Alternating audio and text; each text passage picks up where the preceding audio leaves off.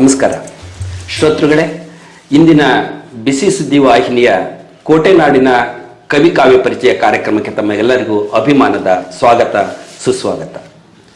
ಕನ್ನಡ ನಾಡಿನ ಸಾಂಸ್ಕೃತಿಕ ಮತ್ತು ಸಾಹಿತ್ಯಿಕ ಪರಂಪರೆಯಲ್ಲಿ ಅನೇಕ ರೀತಿಯ ಮಜಲುಗಳನ್ನು ಕಂಡಿದ್ದೇವೆ.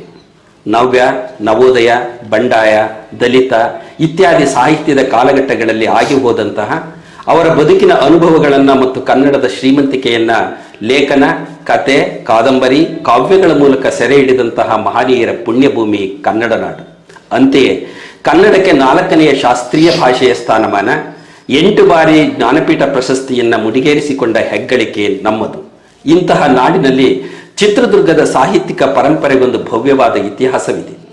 ಈ ನಾಡಿನಲ್ಲಿ ಬಯಲು ಸೀಮೆಯ ಬದುಕನ್ನು ಕಟ್ಟಿಕೊಂಡು ಜೀವನಾನುಭವಗಳನ್ನು ಇದರೊಂದಿಗೆ ಹಂಚಿಕೊಳ್ಳಲಿಕ್ಕಾಗಿ ದುಡಿದಂತಹ ತರಾಸು, ವೆಂಕಣ್ಣಯ್ಯ, ಬೆಳಗೆರೆ ಕೃಷ್ಣಶಾಸ್ತ್ರಿ, ಜಾನಪದ ಸಿರಿಯಜ್ಜಿ, BL ವೇಣು, ಶ್ರೀಶೈಲಾರಾಧ್ಯ, ರಾಜಶೇಖರಪ್ಪ, ಲೋಕೇಶ್ ಅಗಸನಕಟ್ಟೆ, ಚಂದ್ರಶೇಖರ ತಾಳ್ಯ, ಮೀರಾ ಸಾಬೇಳ್ಳಿ ಅಂತವರ ಜೊತೆಗೆ ಒಂದಷ್ಟು ಸಾಹಿತ್ಯದ ಕೃಷಿಯನ್ನ ಮಾಡಿದಂಥ ಮೇರು ವ್ಯಕ್ತಿತ್ವದ ಸರಳ ಸಜ್ಜನಿಕೆಯ ಅತಿಥಿಗಳಾಗಿ ಇಂದು ಭಾಗವಹಿಸಲಿರುವವರು ಡಾಕ್ಟರ್ GN ಮಲ್ಲಿಕಾರ್ಜುನಪ್ಪನವರು. ಶ್ರೀಯುತರು ಉಪನ್ಯಾಸಕರಾಗಿ ಪ್ರಥಮ ದರ್ಜೆ ಕಾಲೇಜಿನಲ್ಲಿ ತಮ್ಮ ವೃತ್ತಿ ಬದುಕನ್ನು ಆರಂಭಿಸಿ ಪ್ರಾಧ್ಯಾಪಕರಾಗಿ, ಪ್ರಾಂಶುಪಾಲರಾಗಿ, ವಿದ್ಯಾಸಂಸ್ಥೆಯೊಂದರ ಆಡಳಿತಾಧಿಕಾರಿಯಾಗಿ ವಿವಿಧ ಸಂಸ್ಥೆಗಳಲ್ಲಿ, ಸಂಘ ಸಂಸ್ಥೆಗಳಲ್ಲಿ ತಮ್ಮನ್ನು ತಾವು ತೊಡಗಿಸಿಕೊಂಡು ಬದುಕು ಮತ್ತು ಬರಹದ ಕುರಿತ ನಿಕಟವಾದಂತಹ ಅನುಭವಗಳ ಕೃತಿಗಳನ್ನ ನಾಡಿಗೆ ನೀಡಿದವರು. ಅವರು ಬರೆದಂತಹ ಹಾಡು ಹಾಡಲೆ ಹಕ್ಕಿ, ಬಾಪು ಎನ್ನುವ ಕವನ ಸಂಕಲನಗಳು ಈ ಸಾಲಿಗೆ ಸೇರ್ಪಡೆಯಾಗುತ್ತಿವೆ. ಇಂತಹ ಕಾಲಘಟ್ಟದಲ್ಲಿ ಇಂದು ಕೋಟೆನಾಡಿನ ಕವಿಕಾವ್ಯ ಪರಿಚಯದ ಇಂದಿನ ಅತಿಥಿಯಾಗಿ ನಮ್ಮೊಟ್ಟಿಗೆ ಇದ್ದಾರೆ. ಅವರೊಟ್ಟಿಗೆ ಕೆಲ ಮಾತುಗಳನ್ನ ಮಾತನಾಡೋಣ, ಕವನ ವಾಚಿಸೋಣ, ನಂತರ ಅಭಿಪ್ರಾಯಗಳನ್ನ ಆಲಿಸೋಣ.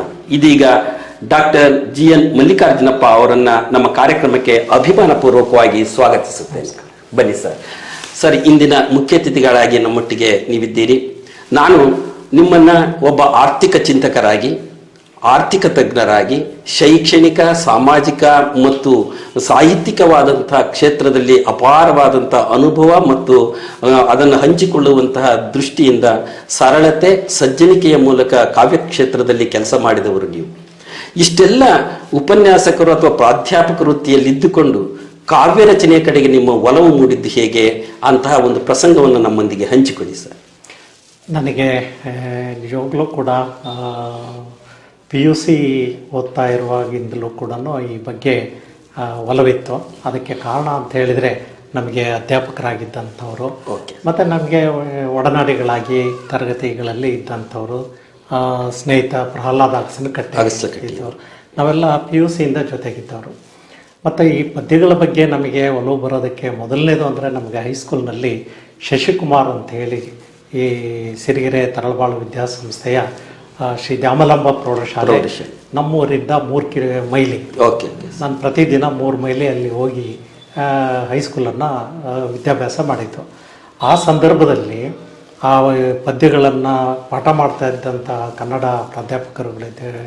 ಶಿಕ್ಷಕರುಗಳಿದ್ರಲ್ಲ, ನಿಜವಾಗ್ಲೂ ಕೂಡ ಅವರು ಅವತ್ತು ನಮಗೆ ಅತ್ಯಂತ ಕ್ರಿಯಾಶೀಲ ಮನೋಭಾವನೆಯನ್ನು, ಆಮೇಲೆ ಬದುಕಿನ ಒಂದು ಗಾಢತೆಯ ಬಗ್ಗೆ ಶಿಕ್ಷಣವನ್ನು, ನಾವು ಅವತ್ತು ಆರ್ಥಿಕವಾಗಿ ಮತ್ತು ಬೇರೆ ಬೇರೆ ಇದರಲ್ಲಿ ಹಿಂದುಳಿದಿದ್ದರೂ ಕೂಡ ನಮ್ಮಗಳನ್ನೆಲ್ಲ ಗುರುತಿಸಿ ಅಂಥದ್ದೊಂದು ಸದಭಿರುಚಿಯನ್ನು ಮೂಡಿಸುವಂತಹ ಶಿಕ್ಷಕರ ಕಾರಣದಿಂದಾಗಿ ಮತ್ತು ಸ್ನೇಹಿತರ ಒಡನಾಟದಿಂದಾಗಿ ನನಗೆ ಸಾಹಿತ್ಯದ ಪರಿಚಯ ಮತ್ತು ಅದರ ಬಗ್ಗೆ ಅಭಿರುಚಿ ಬಂತು.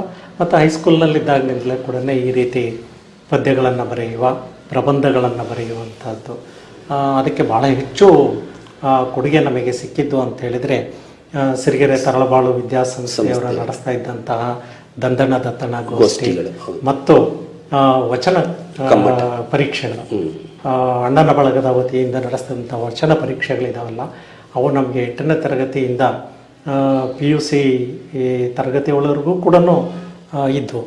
ಹಾಗಾಗಿ ಅವುಗಳ ಒಂದು ಪರಿಚಯ ಸಾಹಿತ್ಯದ ಈ ಪ್ರಕಾರಗಳಲ್ಲಿ.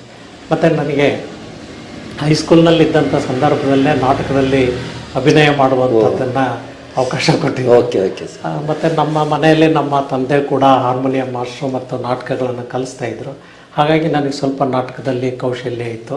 ಅದನ್ನು ಗುರುತಿಸಿ ನಮ್ಮ ಹೈಸ್ಕೂಲ್ನಲ್ಲಿ ಮಾಸ್ಟರ್ಗಳು ಇದ್ದವರು ಪ್ರತಿ ವರ್ಷನೂ ಗಣೇಶನ ಫಂಕ್ಷನ್ಗೆ ನಾಟಕ ಮಾಡಬೇಕು ಅಂತ ಹೇಳಿದರೆ ನನಗೊಂದು ಸ್ತ್ರೀ ಪಾತ್ರಗಳನ್ನು ಕೊಡ್ತಾ ಇದ್ರು.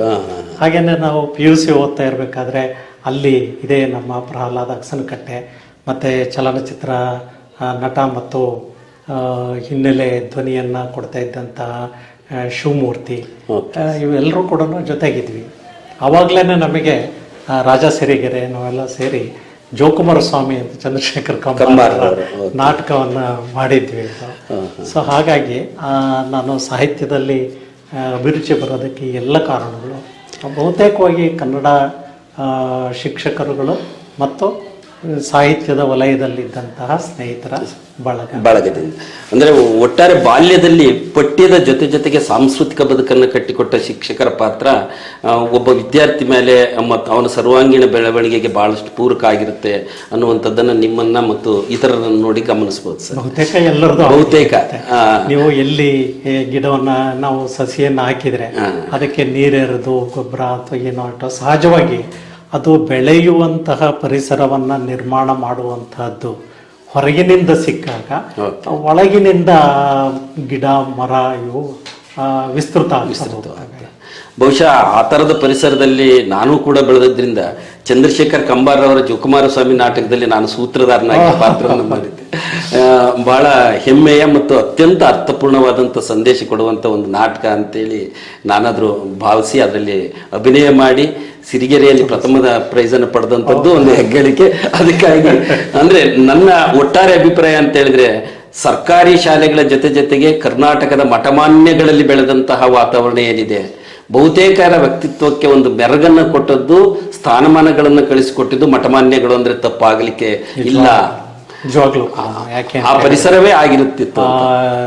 ಔಪಚಾರಿಕ ಶಿಕ್ಷಣವನ್ನು ಕೊಡುವುದರ ಜೊತೆಗೆ ಸಾಂಸ್ಕೃತಿಕ ಶಿಕ್ಷಣವನ್ನು ಕೊಟ್ಟು ಸಂಸ್ಕಾರಗೊಳಿಸುವಂತಹದ್ದನ್ನ ಮಠಮಾನ್ಯಗಳು ಆಡಳಿತ ನಿರ್ವಹಿಸುವಂತಹ ಸಂಸ್ಥೆಗಳು ಖಂಡಿತವಾಗ್ಲೂ ಮಾಡಿದೆ. ಬೇರೆಯವ್ ಮಾಡಿಲ್ಲ ಅಂತ ಅಲ್ಲ, ಆ ಮಠಮಾನ್ಯಗಳಿಗೆ ಒಂದು ಸಾಂಸ್ಕೃತಿಕ ಬೇರುಗಳಿದ್ದರಿಂದ ಅವುಗಳನ್ನ ಹೆಚ್ಚು ಒತ್ತು ಕೊಟ್ಟು ಮಾಡ್ತಾ ಇದ್ದಿದ್ರಿಂದ ಜಾತಿ ಜನಾಂಗ ಅನ್ನೋದನ್ನ ಮೀರಿ ಈ ಮಠಮಾನ್ಯಗಳು ಮಾಡಿದ್ರು. ಅದರ ಒಂದು ಕೊಡುಗೆಯಾಗಿ ನಾವು ಇದ್ದೀವಿ ಅಥವಾ ಕೊಡಿಗಳಾಗಿ ನಾವು. ಹೌದು. ಹಾಗಾಗಿ ಆಮೇಲೆ ನಿಮ್ಮ ಕಾಲಘಟ್ಟದಲ್ಲಿ ನೀವೇನು ಆರಂಭದಲ್ಲಿ ದಿನಗಳಲ್ಲಿ ಪುಸ್ತಕಗಳನ್ನು ಬರೆಯೋದಕ್ಕೆ ನೀವೇ ಹೇಳ್ಕೊಂಡಿರೋ ಹಾಗೆ ನಿಮ್ಮ ಕಾಲಘಟ್ಟ ಒಂದು ಬಂಡಾಯ, ನವ್ಯ, ದಲಿತ ಸಾಹಿತ್ಯದ ಕಾಲಘಟ್ಟದಲ್ಲಿ ಪರಿಸರ ಚಳುವಳಿಗಳಿರ್ಬೋದು, ವಿಜ್ಞಾನ ಚಳುವಳಿಗಳಿರ್ಬೋದು, ಆಂದೋಲನಗಳಲ್ಲಿ ನಡೆದಂತಹ ಘಟನೆಗಳು ನಿಮ್ಮನ್ನು ಬಹಳಷ್ಟು ಸೆಳೆದವು. ಆ ನಿಟ್ಟಿನಲ್ಲಿ ಕೃಷಿ ಮಾಡೋದಕ್ಕೆ, ಸಾಹಿತ್ಯಕ್ಕೆ ಬರೋದಕ್ಕೆ ಪೂರಕ ಆಯಿತು ಅನ್ನುವಂಥದ್ದನ್ನು ಕೇಳಿದ್ದೇವೆ. ಈಗ ಒಟ್ಟಾಗಿ ನೀವು ಬರೆದಂತಹ 2 ಕೃತಿಗಳ ಕವನ ಸಂಕಲನ ಏನಿದೆ ಅವುಗಳಲ್ಲಿ ಮೊದಲ ಒಂದು ಕವನವನ್ನು ವಾಚನ ಮಾಡಿ ಸರ್.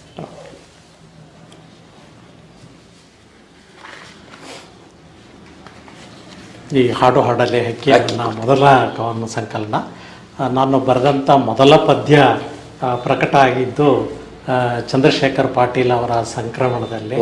ಹಾಗಾಗಿ ನಮಗೆ ಚಂಪಾ ಅವರು ಅವತ್ತಿನಿಂದಲೂ ಕೂಡ ನಮಗೆ ಈ ಪ್ರೋತ್ಸಾಹಿಸ್ತಾ ಸಾಹಿತ್ಯದಲ್ಲಿ ಮೊದಲನೇ ಪ್ರೋತ್ಸಾಹ ಕೊಟ್ಟಂಥವ್ರು. ಹಾಗೆಯೇ ಚಂದ್ರಶೇಖರ್ ತಾಳ್ಯ ಅವರು ನಮಗೆ ಮಾಸ್ಟರ್ ಆಗಿದ್ದರು. ಅವರ ಈ ಒಡನಾಟಗಳು ಈ ಒಂದು ಕ್ಷೇತ್ರಕ್ಕೆ ನನ್ನನ್ನು ತಂತು. ಇದರಲ್ಲಿ ಹಾಡು ಹಾಡಲೆ ಹಕ್ಕಿ, ಇದರಲ್ಲಿ ಗೂಡು ಕಟ್ಟುವ ಹಕ್ಕಿ ಎನ್ನುವಂಥ ಒಂದು ಪದ್ಯವನ್ನು ಓದ್ತೇನೆ.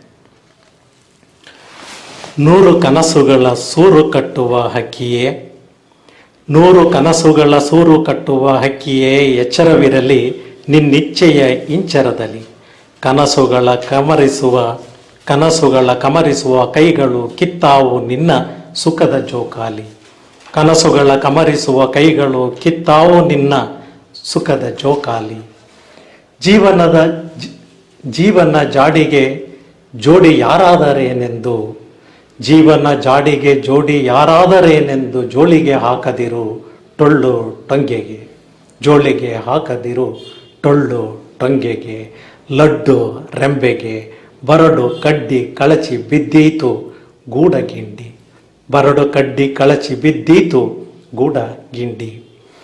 ಹುಲ್ಲು ಕಡ್ಡಿ ಹಾಳು ಮಡ್ಡಿ ಕಾಳು ಕಸರುಗಳ ಹಸನು ಕೊಕ್ಕಿನ ಹುಲ್ಲು ಕಡ್ಡಿ ರಿಪೀಟ್ ಹುಲ್ಲು ಕಡ್ಡಿ ಹಾಳು ಮಡ್ಡಿ ಕಾಳು ಕಸರುಗಳ ಹಸನು ಕೊಕ್ಕಿ ನಿಕ್ಕಳದಲ್ಲಿ ತೂಗಿ ತಂದು ಬಿಗಿದು ಹೊಸೆದು ಎಣೆದ ಗೂಡು ಬಿಗಿದು ಹೊಸೆದು ಎಣೆದ ಗೂಡು ನೀರು ನೆಲಕ್ಕೆ ನಿಲುಕದಂತೆ ಕೆಟ್ಟ ಕೈಗೆ ಎಟುಕದಂತೆ ನೀರು ನೆಲಕ್ಕೆ ನಿಲುಕದಂತೆ ಕೆಟ್ಟ ಕೈಗೆ ಎಟುಕದಂತೆ ಜೋಲು ಬಾವುಲಿಯ ಮಾಡು ಜೋಲು ಬಾವುಲಿಯ ಮಾಡು ಸುಡುವ ಸೂರ್ಯನ ಬಿಸಿಲ ಬೇಗೆಗೆ ಸುಡುವ ಸೂರ್ಯನ ಬಿಸಿಲ ಬೇಗೆಗೆ ಬರಗುಟ್ಟಿ ಬೀಸುವ ಬಿರುಗಾಳಿ ಸುಳಿಗೆ ಗುಡುಗು ಸಿಡಿಲ ಸುರಿವ ಮಳೆಗೆ ಗುಡುಗು ಸಿಡಿಲ ಸುರಿವ ಮಳೆಗೆ ಸುರುಟಿ ಮುರುಟದ ಜಗ್ಗಿ ಜಾರದ ಮೆತ್ತ ಹಾಸಿನ ಸೂರು ಕಟ್ಟುವ ಪುಟ್ಟ ಹಕ್ಕಿಯೇ ಮೆತ್ತ ಹಾಸಿನ ಸೂರು ಕಟ್ಟುವ ಪುಟ್ಟ ಹಕ್ಕಿಯೇ ಕಟ್ಟೆಚ್ಚರವಿರಲಿ ನಿನ್ನ ಕಣ್ಣು ಕೊಕ್ಕು ರೆಕ್ಕೆ ಪುಕ್ಕಗಳಲ್ಲಿ ಕಟ್ಟೆಚ್ಚರವಿರಲಿ ನಿನ್ನ ಕಣ್ಣು ಕೊಕ್ಕು ರೆಕ್ಕೆ ಪುಕ್ಕಗಳಲ್ಲಿ ಕಟ್ಟಿದ ಗೂಡುಗಳಲ್ಲಿ ಕೂಡಿ ಬಾಳ ಮೊಟ್ಟೆಯನ್ನಿಟ್ಟು ಕಟ್ಟಿದ ಗೂಡಲ್ಲಿ ಕೂಡಿ ಬಾಳ ಮೊಟ್ಟೆಯನ್ನಿಟ್ಟು ಸಿಹಿಜೇನ ಗುಟುಕ ಕೊಟ್ಟು ಸಾಕಿದ ಪುಟ್ಟ ಮರಿಗಳು ಸಾಕಿದ ಪುಟ್ಟ ಮರಿಗಳು ಪುಕ್ಕ ಬಲಿತು ಹಾರಿದ ಮೇಲೆ ಪುಕ್ಕ ಬಲಿತು ಹಾರಿದ ಮೇಲೆ ಮರುಗಿ ಕೊರಗಿ ಸೊರಗದೆ ನಡೆ ಮರುಗಿ ಕೊರಗಿ ಸೊರಗದೆ ನಡೆ ಮರುಸೃಷ್ಟಿಯ ಹೊಸಗೂಡಿಗೆ ಮರುಸೃಷ್ಟಿಯ ಹೊಸಗೂಡಿಗೆ. ಗೂಡು ಕಟ್ಟುವ ಹಕ್ಕಿ ಕವನದ ಮೂಲಕ ಒಂದು ಬದುಕನ್ನ ಮತ್ತು ತನ್ನನ್ನು ಆಶ್ರಯಿಸಿದವರನ್ನ ಬೆಚ್ಚಗಿಟ್ಟು ಅವರನ್ನು ಸಂರಕ್ಷಿಸಿ ವಂಶೋದ್ಧಾರ ಮಾಡ್ತಾ ಬದುಕನ್ನ ಕಟ್ಟಿಕೊಳ್ಳುವ ಒಂದು ಕ್ರಿಯಾಶೀಲವಾದಂಥ ಸಂದೇಶವನ್ನು ನೀಡುವ ನೀವು ಈ ಮೂಲಕ ಹೊಸ ಬದುಕಿಗೆ ಅಥವಾ ಹೊಸ ಬದುಕನ್ನು ಕಟ್ಟಿಕೊಳ್ಳುವ ಲೇಖಕರಿಗೆ ನೀಡುವ ಸಂದೇಶ ಏನು ಸರ್? ನಿಜಕ್ಕೂ ಕೂಡ ಅದು ನಮ್ಮ ಅಭಿವ್ಯಕ್ತಿ ಆಗಲಿ, ನಮ್ಮ ವೃತ್ತಿ ಶ್ರಮ ಆಗಲಿ, ದುಡಿಮೆ ಆಗಲಿ, ಅವೆಲ್ಲವೂ ಕೂಡ ನಮ್ಮ ಆರ್ಥಿಕ, ಸಾಮಾಜಿಕ, ಸಾಂಸ್ಕೃತಿಕ ಬದುಕನ್ನು ಕಟ್ಟುವಲ್ಲಿ ಅದು ನೆರವಾಗಬೇಕು. ಯಾಕೆ ಅಂತ ಹೇಳಿದರೆ ನಮ್ಮ ಒಂದು ಇರುವಿಕೆ ಇದೆಯಲ್ಲ, ಅದು ಸಮುದಾಯದ ಒಂದು ಭಾಗವೂ ಹೌದು, ಮತ್ತು ಸಮುದಾಯದ ಆಶ್ರಯದಲ್ಲಿ ನಾನಿರುವುದು ಕೂಡ ಹೌದು. ಹಾಗಿದ್ದಾಗ ಈ ಗೂಡು ಕಟ್ಟುವ ಸಂದರ್ಭ ಅಂದರೆ ಬದುಕನ್ನು ಕಟ್ಟಿಕೊಳ್ಳುವ ಸಂದರ್ಭ. ಅದನ್ನು ಕಟ್ಟುವಂಥ ನಿಟ್ಟಿನಲ್ಲಿ ಪರಿಶ್ರಮ ಬೇಕು, ಜ್ಞಾನ ಬೇಕು, ಕೌಶಲ್ಯ ಬೇಕು, ಸುಂದರ ಬದುಕಿನ ಕನಸುಗಳು ಬೇಕು. ಆ ಕನಸುಗಳನ್ನು ಕಟ್ಟುವಂಥ ನೆಲೆಯಲ್ಲಿಯೇ ನಾವು ಸಾಗಬೇಕಾದ್ರೆ ಅದೇನು ಬಹಳ ಸುಖದ ಹಾದಿ, ಅದೊಂದು ಹೂವಿನ ಹಾಸಿಗೆ ಆಗಿರಲಿಲ್ಲ. ಹಾಗಾಗಿ ಅಲ್ಲಿ ಎಚ್ಚರಿಕೆಯನ್ನು ವಹಿಸದೇ ಹೋದರೆ ನಮ್ಮ ಸದುದ್ದೇಶಗಳಿಗೆ ನಾವು ಕಲ್ಲು ಹಾಕ್ಕೊಂಡಾಗೆ. ಹಾಗಾಗಿ ಒಂದು ಹಕ್ಕಿ ತಾನು ತನ್ನ ಮೊಟ್ಟೆ ಅದು ಮರಿಯಾಗಿ ಹಕ್ಕಿಯಾಗಿ ಹಾರೋವರೆಗೂ ಕೂಡ ಆ ಗೂಡು ಗಟ್ಟಿ ಇರಬೇಕು ಅನ್ನುವಂಥ ಕಾಳಜಿ ಇದೆಯಲ್ಲ, ಹಾಗೆಯೇ ವೈಯಕ್ತಿಕ ನೆಲೆಯಲ್ಲಿ ನಾವು ನಮ್ಮ ಗಟ್ಟಿತನದ ಬಗೆಗೆ ತೋರುವಂತಹ ಕಾಳಜಿ ಅದು ಸಮುದಾಯವನ್ನು ಕಟ್ಟುವಲ್ಲಿ, ಸಾಮರಸ್ಯದ ಬದುಕನ್ನು ಕಟ್ಟುವಲ್ಲಿ, ಸಂಬಂಧದ ಸಾಮರಸ್ಯದ ಎಳೆಗಳನ್ನು ಕೂಡಿಸಿ ಕಟ್ಟುವ ಗೂಡು ಏನಿದೆ ಅದು ಬಹಳ ಮುಖ್ಯವಾಗುತ್ತೆ. ಒಂದು ಸಾಮರಸ್ಯಯುತವಾದಂಥ ಬದುಕನ್ನು, ಸಮಗ್ರ ಬದುಕನ್ನು ಕಟ್ಟೋದಕ್ಕೆ ಈ ಒಂದು ಹಕ್ಕಿ ಎಚ್ಚರಿಕೆಯ ನಡೆಯನ್ನು ಇಡಬೇಕು. ಎಲ್ಲಿ ನಮಗೆ ಎಚ್ಚರಿಕೆ ಅಂದರೆ ಭಯಪಡುವಂಥದ್ದಲ್ಲ. ಎಚ್ಚರಿಕೆ ಅಂದರೆ ಯಾವುದು ಅಂತ ಹೇಳಿದರೆ, ಜೋರ ಗಾಳಿ ಬೀಸ್ತು ಅಂದರೆ ನಾನು ರಕ್ಷಣೆ ಪಡ್ಕೋಬೇಕು. ಮತ್ತು ನನ್ನ ಸೃಷ್ಟಿ ಇದೆಯಲ್ಲ, ನಂತರ ನನ್ನ ಪೀಳಿಗೆ ಇದೊಂದು ತುಂಬ ಚೆನ್ನಾಗಿ ನಡಿಬೇಕು ಅನ್ನೋದಾದರೆ ಅದಕ್ಕೆ ಯಾವ ಥರದ ರಕ್ಷಣೆಯನ್ನು ಕೊಡಬೇಕು. ನಮ್ಮ ಎಕನಾಮಿಕ್ಸ್ನಲ್ಲಿ ಒಬ್ಬ ಆರ್ಥಿಕ ಚಿಂತಕ ತುಂಬ ಚೆನ್ನಾಗಿ ಹೇಳ್ತಾನೆ ಈ ರಕ್ಷಣೆ ಕೊಡೋದ್ರ ಬಗ್ಗೆ. ಈ ನಮ್ಮ ಸಣ್ಣ ಸಣ್ಣ ಕೈಗಾರಿಕೆಗಳಿದ್ದಾವಲ್ಲ ಅವುಗಳ ಬಗ್ಗೆ. ಅದಕ್ಕೇನು ಅಂತ ಹೇಳಿದ್ರೆ, nurse the baby, protect the child and free the adult ಅಂತ. ಇದನ್ನು ನಾನೊಂದು ಹಕ್ಕಿ nurse the baby, protect the child, free the adult. ಈಗ ನಾವು ಅಡಲ್ಟ್ ಆದಮೇಲೆ ಫ್ರೀ ಮಾಡಲಿಲ್ಲ ಅಂತ ಹೇಳಿದ್ರೆ ಅದಿನ್ನೂ ಬೇಬಿನೇ ಆಗಿರುತ್ತೆ. ಬೇಬಿ ಆಗಿರುತ್ತೆ, ಸ್ವಾತಂತ್ರ್ಯ ಇರ್ದಂಗೆ ಆಗುತ್ತೆ, ಸ್ವಾಭಿಮಾನದ ಒತ್ತಿ ಇಟ್ಟು ಪರಾವಲಂಬಿಯಾಗಿ ಬದುಕಬೇಕಾಗುತ್ತೆ.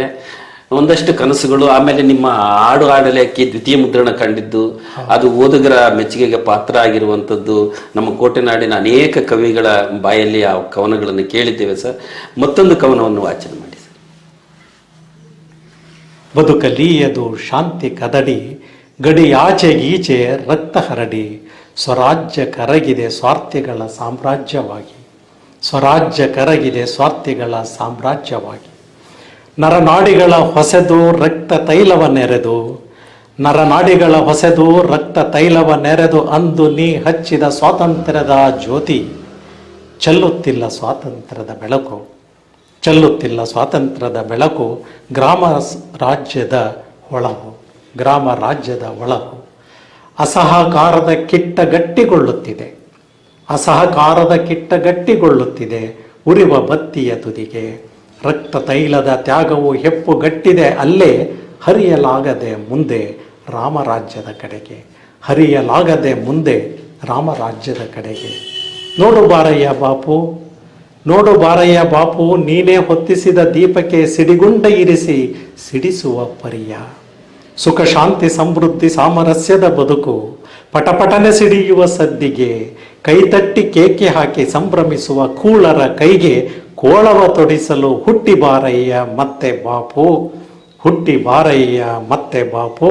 ಸತ್ಯಾಗ್ರಹದ ಕಿಡಿಯಾಗಿ ನಮ್ಮೊಳಗೆ, ಸತ್ಯಾಗ್ರಹದ ಕಿಡಿಯಾಗಿ ನಮ್ಮೊಳಗೆ. ಅಧಿಕಾರದ ಮೋಜು ಮಸ್ತಿ ಮೊದಲಾಗಿ, ಅಧಿಕಾರ ಮೋಜು ಮಸ್ತಿ ಮೊದಲಾಗಿ, ಜನಕಲ್ಯಾಣ ಕಡೆಯಾಗಿ ಆಳುವ ನೆಪದಲ್ಲಿ ಅಳಿಸುವ ಜನರನ್ನ, ಕಂಡ ಕಂಡ ಕಲ್ಲುಗಳಿಗೆ ಕಾಲೆತ್ತುವ ನಾಯಿಗಳನ್ನ, ದೇವರು ದೈವಗಳ ಹೆಸರಿನಲ್ಲಿ ಸನ್ಯಾಸದ ಸೋಗಿನಲ್ಲಿ ಹಸಿದು ಜನರ ಹೊಟ್ಟೆಗಳನ್ನು ತೂತು ಜೋಳಿಗೆಯ ಮಾಡಿ, ಹೆತ್ತ ತಾಯಿಯ ಕತ್ತು ಹಿಸುಗುವ ವಿಕೃತ ವೀರರನ್ನ, ಧಮ್ಮಿರದ ಧೀರರನ್ನ, ವಿಕೃತ ವೀರರನ್ನ ಧಮ್ಮಿರದ ಧೀರರನ್ನ ನಿರ್ವೀರ್ಯಗೊಳಿಸುವ ಬ್ರಹ್ಮಚಾರಿ ಸುಪ್ತ ಮನವಾಗಿ, ನಿರ್ವೀರ್ಯಗೊಳಿಸುವ ಬ್ರಹ್ಮಚಾರಿ ಸುಪ್ತ ಮನವಾಗಿ. ಬಾರಯ್ಯ ಬಾಬಾಪು ನಮ್ಮ ಹೃದಯದಂಗಳಕ್ಕೆ, ಬಾರಯ್ಯ ಬಾಬಾಪು ನಮ್ಮ ಹೃದಯದಂಗಳಕ್ಕೆ. ನಿನ್ನೆದೆಗೆ ಗುಂಡು ಬೀಳುವ ಮುನ್ನ, ನಿನ್ನೆದೆಗೆ ಗುಂಡು ಬೀಳುವ ಮುನ್ನ, ನಮ್ಮೆದೆಗೆ ನೀನೆಸೆದ ಸತ್ಯ ಅಹಿಂಸೆ ಶಾಂತಿ ಸರ್ವೋದಯದ ಬೀಜ ದುಂಡೆಗಳು ಮೊಳೆದು ಗಿಡವಾಗಿಲ್ಲ, ಬೀಜ ದುಂಡೆಗಳು ಮೊಳೆದು ಗಿಡವಾಗಿಲ್ಲ.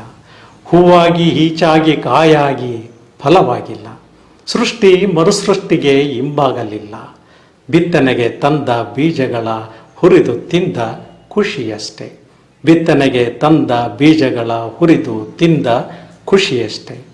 ಕೈಯೊಳಗೆ ಮೈಯೊಳಗೆ ದಂಡಿಗೆಯ ಕಸುವುಳ್ಳ ಜವನಿಗರಿಗೆ, ಕೈಯೊಳಗೆ ಮೈಯೊಳಗೆ ದಂಡಿಗೆಯ ಕಸುವುಳ್ಳ ಜವನಿಗರಿಗೆ ಶ್ರಮದೀಕ್ಷೆಯನ್ನು ನೀಡಿ ಇಟ್ಟ ಗುರಿಯತ್ತ ಸನ್ಮಾರ್ಗವ ತೋರಿ, ಸ್ವಾವಲಂಬಿ ಸಜ್ಜನಿಕೆಯ ಸೃಜಿಸಲು, ಸ್ವಾವಲಂಬಿ ಸಜ್ಜನಿಕೆಯ ಸೃಜಿಸಲು ನಿನ ಹೊರತು ಯಾರಿಲ್ಲ ಬಾಪು, ನಿನ ಹೊರತು ಯಾರಿಲ್ಲ ಬಾಪು. ಬಾರಯ್ಯ ಬಾಪು ನಮ್ಮ ಕನಸೊಳಗೆ ಮನಸೊಳಗೆ ಕೃತಿಯೊಳಗೆ, ನಮ್ಮ ಕನಸೊಳಗೆ ಮನಸೊಳಗೆ ಕೃತಿಯೊಳಗೆ. ಬಾಬಾಪು ಕವನದ ಮೂಲಕ 21ನೇ ಶತಮಾನದ ಈ ಹೊತ್ತಿನ ನಾವೇನು ಪ್ರಗತಿ, ಆಧುನಿಕತೆ, ವೈಜ್ಞಾನಿಕತೆ ಮುಂದುವರೆದಿದ್ದೀವಿ ಅನ್ನುವುದರ ಮಧ್ಯದಲ್ಲಿಯೂ ಸಹ ಈ ಕವನ ನಿಮ್ಮೊಳಗಿರುವಂತಹ ಒಂದಷ್ಟು ಆಶಯಗಳನ್ನು ಮನವಿ ಮಾಡಿಕೊಳ್ಳೋದ್ರ ಜೊತೆಗೆ, ಸಿಟ್ಟು ಆಕ್ರೋಶವನ್ನು ವ್ಯಕ್ತಪಡಿಸೋದ್ರ ಜೊತೆಗೆ, ಒಂದಷ್ಟು ಸೊಲ್ಯೂಷನನ್ನು ಕಂಡುಹಿಡ್ಕೊಳ್ಳೋದಕ್ಕೆ ನೀನು ಕೃತಿಯಾಗಿ ಕನಸಿನಲ್ಲಿ ಮನಸ್ಸಿನಲ್ಲೂ ನಮ್ಮ ಜೊತೆಯಲ್ಲಿ ಬಾ ಅನ್ನುವಂಥ ಬೇಡಿಕೆಯನ್ನು ಇಟ್ಟಿದ್ದೀರಿ. ಈ ಕವನವನ್ನು ರಚನೆ ಮಾಡಿದ ಉದ್ದೇಶ ಏನು ಸರ್? ಇವತ್ತು ವರ್ತಮಾನದ ಸಂಗತಿಗಳು, ತಲ್ಲಣಗಳು. ಇವತ್ತು ನಾವು ಸ್ವಾತಂತ್ರ್ಯವನ್ನು ಪಡೆದು 75 ವರ್ಷಗಳಾಗಿದೆ. ಅಮೃತ ಮಹೋತ್ಸವವನ್ನು ಆಚರಿಸ್ತಾ ಇದ್ದೇವೆ. ಈ ದಿನಗಳು ಹೇಗೆ ಆಗ್ತಾ ಇದೆ ಅಂತ ಹೇಳಿದರೆ, ನಾವು ಏಣಿಯನ್ನು ತೆಗೆದುಕೊಂಡು ಒಂದು ಮಹಡಿಯನ್ನು ಹತ್ತಿದ ಮೇಲೆ ಆ ಏಣಿಯನ್ನು ಕಾಲಿಂದ ಒದ್ದು ಬಿಸಾಕುವಂಥ ಒಂದು ಕಾಲಮಾನ ಇವತ್ತು ಸೃಷ್ಟಿಯಾಗ್ತಾ ಇದೆ. ಇದು ನಿಜಕ್ಕೂ ಒಳ್ಳೆಯದಲ್ಲ. ಯಾಕೆ ಅಂತ ಹೇಳಿದರೆ, ಗಾಂಧಿಯನ್ನು ಒಂದು ಕಾಲಕ್ಕೆ ನಾವು ಶಕ್ತಿಯಾಗಿ ಸ್ವತಂತ್ರವನ್ನು ಪಡೆಯಲಿಕ್ಕೆ ಸಾಧ್ಯ ಆಗಿ, ಆರ್ಥಿಕ ಸಾಂಸ್ಕೃತಿಕ ಎಲ್ಲ ಮುಖಗಳಲ್ಲೂ ಕೂಡ ಒಂದು ಸೌಹಾರ್ದಯುತ ಸರ್ವೋದಯದ ಬದುಕನ್ನು ಕಾಣಲಿಕ್ಕೆ ನಾವು ಹೋಗಿ ಇವತ್ತು ಅಭಿವೃದ್ಧಿಯನ್ನು ಕಂಡು ಮತ್ತೆ ನಾವು ಅಭಿವೃದ್ಧಿಯ ದಿಕ್ಕಿನಲ್ಲಿ ಒಳಗೊಳ್ಳದೇ ಇರುವಂತಹ ಅಂದರೆ ಕೆಲವೇ ವರ್ಗಗಳ ಅಭಿವೃದ್ಧಿ ಅನ್ನುವಂಥ ನೆಲೆಗೆ ಆ ಸರ್ವೋದಯದ ಪರಿಕಲ್ಪನೆಯನ್ನು ಹಿಂದಕ್ಕೆ ತಳ್ಳಿ ಶೋಷಣೆಯ ಮೂಲ ಅಥವಾ ಕೆಲವೇ ವ್ಯಕ್ತಿಗಳ ಸ್ವರ್ಗ, ಪ್ಯಾರಡೈಸ್ ಆಫ್ ದ ಫ್ಯೂ ಅಂತ ಏನು ಕರಿತೇವೆ, ಅಂಥ ಬದುಕಿಗೆ ಹೋಗ್ತೇವೆ. ಆ ಒಂದು ಹಿನ್ನೆಲೆಯಲ್ಲಿ ಮತ್ತೆ ನಮಗೆ ಇವತ್ತೇನಾದರೂ ರಾಮರಾಜ್ಯ ಅಂತ ಹೇಳಿದರೆ ಯಾವುದು ಅಂದರೆ ಗಾಂಧಿ ಕಟ್ಟಲಿಕ್ಕೆ ಬಯಸಿದಂಥ ರಾಮರಾಜ್ಯ ಹೊರತು ಅದು ಭಾಷಣದ ರಾಮರಾಜ್ಯ, ಭಾಷಣದ ರಾಮರಾಜ್ಯನೂ ಅಲ್ಲ, ಕೆಲವೇ ವ್ಯಕ್ತಿಗಳು ಸುಖದ ರಾಮರಾಜ್ಯವೂ ಅಲ್ಲ. ನಾನೊಬ್ಬ ಅರ್ಥಶಾಸ್ತ್ರದ ವಿದ್ಯಾರ್ಥಿಯಾಗಿ, ನಿರ್ವಹಣಾ ಶಾಸ್ತ್ರದ ವಿದ್ಯಾರ್ಥಿಯಾಗಿ ಎಲ್ಲ ಸಾಹಿತ್ಯಗಳ ಒಂದಿಷ್ಟು ಸಾಮಾಜಿಕ ಹೊಣೆಗಾರಿಕೆಯನ್ನು ಗಮನಿಸಿ ಇವತ್ತು ನಮ್ಮ ಬದುಕು ಎತ್ತ ಸಾಗಬೇಕು ಅಂತ ಹೇಳಿದರೆ ಶಾಂತಿ ಸೌಹಾರ್ದದ ಅಭಿವೃದ್ಧಿಯನ್ನು ಕಾಣಬೇಕೇ ಹೊರತು ಅದು ಹ್ಯಾವ್ಸ್ ಆ್ಯಂಡ್ ಹ್ಯಾವ್ ನಾಟ್ಸ್ಗಳ ನಡುವೆ ಅತ್ಯಧಿಕ ಒಂದು ಗ್ಯಾಪನ್ನು ಕಾಣುವಂಥದ್ದಲ್ಲ. ಹಾಗಾಗಿ ಈ ಗಾಂಧಿಯನ್ನು ಇವತ್ತು ನಿರಾಕರಿಸುವಂಥ ಬಹುದೊಡ್ಡ ಕೂಗು ಹೇಳ್ತಾರೆ. ಗಾಂಧಿ ಪರವಾದಂತಹ ಕೂಗೊಂದು ಮತ್ತೆ ಹೇಳಬೇಕು, ಮತ್ತು ಅದು ಯಾವ ನೆಲೆನಲ್ಲಿರಬೇಕು, ಯಾರ ಎದೆಯಲ್ಲಿ ಹುಟ್ಟಿ ಬರಬೇಕು ಅನ್ನುವಂತಹ ನೆಲೆಯಲ್ಲಿ ಈ ಕವನ ಸಂಕಲನವನ್ನು ತಂದಿದ್ದು. ಅದರ ಮೊದಲ ಪದ್ಯ ಇದಾಗಿದೆ. ಬಹುಶಃ ನಿಮ್ಮ ಬದುಕಿನ ಅನುಭವಗಳನ್ನು ಮತ್ತು ನೀವು ಕಂಡುಕೊಂಡಂತಹ ಉಪನ್ಯಾಸ ಮತ್ತು ಪ್ರಾಧ್ಯಾಪಕ ವೃತ್ತಿಯಲ್ಲಿನ ಚಿಂತನೆಗಳನ್ನು ಈ ಹೊತ್ತಿನ ಆರ್ಥಿಕ, ಸಾಮಾಜಿಕ, ಶೈಕ್ಷಣಿಕ ಚಿಂತನೆಗಳಿಗೆ ಒಂದಷ್ಟು ಹೊಳಪನ್ನು ಕೊಡ್ತಾ ಒಂದಷ್ಟು ಯುವಕರಿಗೆ, ಕವಿಗಳ ಮಿತ್ರರಿಗೆ, ಲೇಖಕರಿಗೆ ಮಾರ್ಗದರ್ಶಿ ಆಗಬಲ್ಲಂಥ 10 ಕೃತಿಗಳನ್ನು ರಚಿಸಿದ್ದೀರಿ. ಮಲ್ಲಾಡಹಳ್ಳಿ ಶ್ರೀಗಳನ್ನು ಒಳಗೊಂಡಂತೆ 3 ನಾಟಕಗಳನ್ನು ರಚಿಸಿದ್ದೀರಿ, 5 ನಾಟಕಗಳನ್ನು ರಚಿಸಿದ್ದೀರಿ. ಈ ಕಾವ್ಯ ಕ್ಷೇತ್ರದ ಜೊತೆಯಲ್ಲಿ ನಿಮ್ಮ ವೃತ್ತಿಯ ಬದುಕನ್ನು ನಿವೃತ್ತಿಯ ನಂತರದಲ್ಲಿಯೂ ಸಹ ಜೀವಂತಿಕೆಯನ್ನು ಇರಿಸಿಕೊಂಡು ಇತರರಿಗೆ ಸರಳತೆ ಅಂದ್ರೇನು, ಸಜ್ಜನಿಕೆ ಅಂದ್ರೇನು, ಬದುಕು ಕಟ್ಟುವ ಬಗೆ ಹೇಗೆ ಅನ್ನುವಂಥ ಒಂದಷ್ಟು ಆಯಾಮಗಳಲ್ಲಿ ನಮಗೆ ಒಬ್ಬ ರೋಲ್ ಮಾಡೆಲ್ ಆಗಿ ಕಾಣುವಂಥ ನೀವು ನಿಮ್ಮ ಬಿಡುವನ್ನು ಮಾಡಿಕೊಂಡು ನಮ್ಮ ಕಾರಿಗೆ ಹೋಗೊಟ್ಟು ಈ ಕಾರ್ಯಕ್ರಮಕ್ಕೆ ಆಗಮಿಸಿ ಇಷ್ಟು ಹೊತ್ತು ನಮ್ಮೊಟ್ಟಿಗೆ ಚಿಂತನೆಗಳನ್ನು ಹಂಚಿಕೊಂಡಿದ್ದಕ್ಕಾಗಿ ಬಿಸಿ ಸುದ್ದಿ ವಾಹಿನಿಯ ಪರವಾಗಿ, ಬಳಗದ ಪರವಾಗಿ ನಿಮಗೆ ಹೃದಯಪೂರ್ವಕ ವಂದನೆ, ಅಭಿನಂದನೆಗಳು ಸರ್. ಕೊನೆಯದಾಗಿ ಸಂತೋಷ ಅಂತ ಹೇಳಿದರೆ ಆ ನಿವೃತ್ತಿಯ ನಂತರವೂ ಕೂಡ ನೀವುಗಳು ಈ ಅಭಿವೃದ್ಧಿಯನ್ನು ಇಟ್ಕೊಂಡು ನಮ್ಮ ಜೊತೆಗೆ ಇದನ್ನು ಮಾಡ್ತಾ ಇರುವಂಥದ್ದು ನಿಜವಾಗ್ಲೂ ಸ್ವಾಗತಾರ್ಹವಾದಂಥದ್ದು. ಭಾಳ ನನಗೆ ಮೆಚ್ಚುಗೆ ಅಂತ ಹೇಳಿದರೆ ಈ ಬಿಸಿ ಸುದ್ದಿ ವಾಹಿನಿಯ ಉದ್ಘಾಟನಾ ಸಮಾರಂಭದಲ್ಲಿ ನಾನು ಮಾತಾಡಿದ್ದೆ. ಇವತ್ತು ಬಿಸಿ ಸುದ್ದಿ ಅನ್ನುವಂಥದ್ದು ತನ್ನ ಹೆಜ್ಜೆಗಳನ್ನು ಮತ್ತು ವರ್ತಮಾನದ ಹೆಜ್ಜೆಗಳೊಂದಿಗೆ, ತಂತ್ರಜ್ಞಾನದೊಂದಿಗೆ ಸಮೀಕರಿಸ್ಕೊಳ್ತಾ ಜನಮಾನಸಕ್ಕೆ ಮುಟ್ಟುವಂಥ ಈ ಒಂದು ಒಳ್ಳೆಯ ಕಾರ್ಯಕ್ರಮವನ್ನು ಶ್ರೀಯುತ ಬಸವರಾಜು ಅವರು ಮಾಡ್ತಾ ಇದ್ದಾರೆ. ನನಗೆ ಬಹುಶಃ ಒಂದು 40 ವರ್ಷದಿಂದ ಅನುಗಾಲದ ಗೆಳೆಯ ಕೂಡ. ನಮ್ಮ ಹೆಜ್ಜೆಗಳನ್ನು, ಸರಿ ತಪ್ಪುಗಳನ್ನು ಗುರುತಿಸಿ ನೇರವಾಗಿ ಹೇಳುವಂಥ ಒಬ್ಬ ಆತ್ಮೀಯ ಗೆಳೆಯ. ಅವರ ಈ ಒಂದು ವಾಹಿನಿ ಚಿತ್ರದುರ್ಗದ ಈ ಉದಯೋನ್ಮುಖ ಕವಿಗಳಿಗೆ ಮತ್ತು ಹಿರಿಯ ಕವಿಗಳನ್ನು ಪರಿಚಯಿಸುವುದರ ಮುಖಾಂತರವಾಗಿ ಮತ್ತೆ ನಾವು ಸಮುದಾಯವನ್ನು ಎಲ್ಲ ದಾರ್ಶನಿಕರ ಆಶಯದ ನೆಲೆಯಲ್ಲಿ ಕಟ್ಟೋದಕ್ಕೆ ಮಾಡ್ತಾ ಇರುವಂಥ ಪ್ರಯತ್ನಕ್ಕೆ ನಾನು ಅಭಿನಂದನೆಗಳನ್ನು ಕೂಡ ಹೇಳ್ತೇನೆ. ತಮಗೆ ಧನ್ಯವಾದಗಳು ಸರ್.